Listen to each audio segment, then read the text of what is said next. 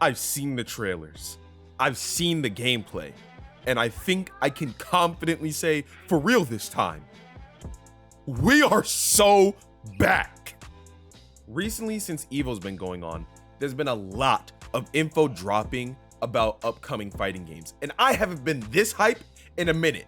Now, I know the last time that I said something like this about a fighting game, the game had some at-release issues, to say the least, but those have since been cleaned up, and we'll talk about that soon.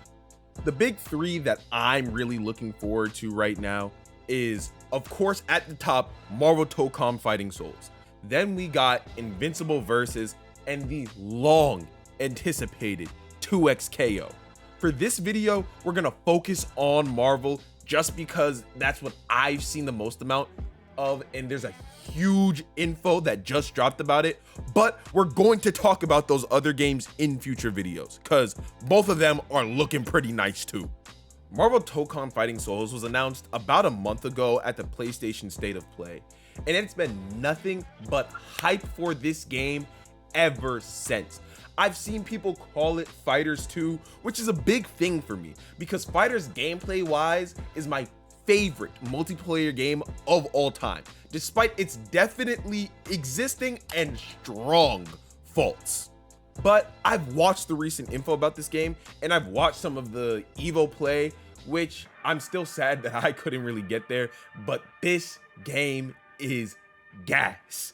I was already hyped from just the reveal trailer, but I was also concerned about it being a 4v4 because people went on and on about how long fighters games were, and those were only 3v3s, even though I personally liked having longer games because to me, especially with the sparking feature at the end of it, it made it feel like you were never out of it. You always had a chance to come back because there was always so much time left in the game.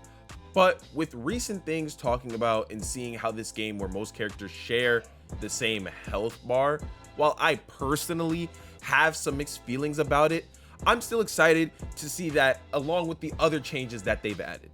One thing I'm really excited about for this game that I've never seen in another fighting game before is that you don't start the match off with your full team. After seeing all the game's basic features, there's another thing that also really stands out to me, which I think will be key for this game's popularity, and that's its autos combos. I don't know if I've ever talked about this on here. I feel like I've mentioned it in a couple videos that ended up never coming out, but I am a firm supporter in auto combos in fighting games because of the amount of accessibility that it adds to the game. I know that a lot of fighting game fans pride themselves on the technical skill that it takes to do the combos in fighting games, and that adding auto combos into the game defeats the whole purpose. I personally hold a very different stance. I think that there's a way to implement these auto combos that not only increase the fluidity of the look of the game, but still allow for that technical barrier that a lot of fighting games want and a lot of fighting game fans hope exists for it to still be there. For me, when a game makes it very difficult to even do the most fundamental action for the game, you heavily decrease the amount of new players who have never played the genre before to joining this game. Take a shooting game, for example. Sure, mastering maps and what angles to hold and aiming are always going to take time to develop, and they are skills that you learn. But you can still relatively simply hit a target with little to no experience.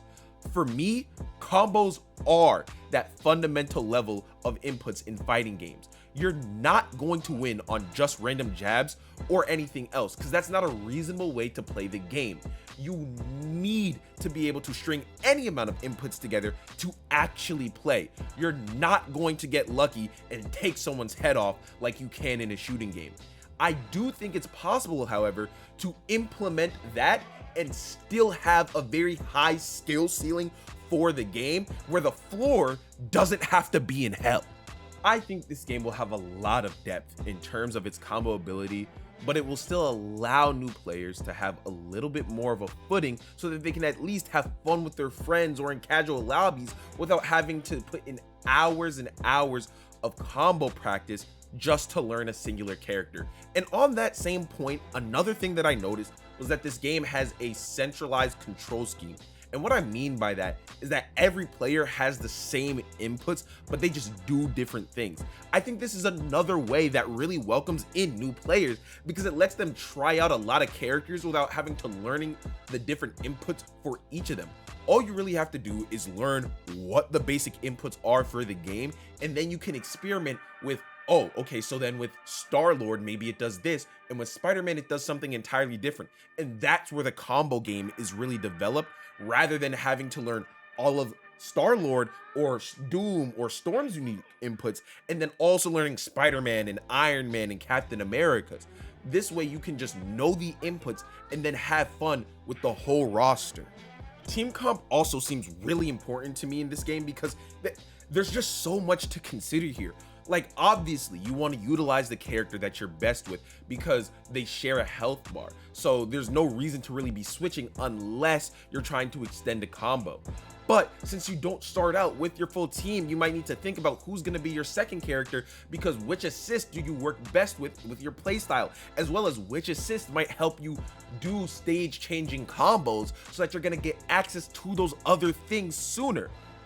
Personally, from everything that I've seen, I just want to see some Spider-Man gameplay, like some real Spider-Man gameplay, because I will be maining him on release, and I am giving belt to ass to every single person who wants to challenge me in this game, right? There are so many features of this game that just look so good, and like for the first time, honestly, since Guilty Gear, the beta of it, I'm really excited to play a 2D fighter.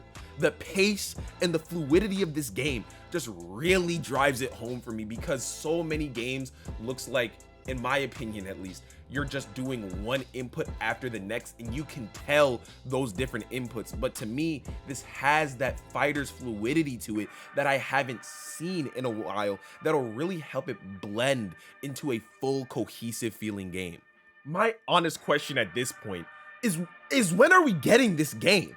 Like, the game looks polished, it looks done. The roster size already allows for like 70 possible different combinations, and that's just on the 8 characters that we've seen in EVO, not including the fact that there are other characters that have been confirmed from the trailers. Like, I do definitely think that just for the fans' sake, they should add some more characters. I think a base roster of around 16 with a season pass or some free characters at drop should work.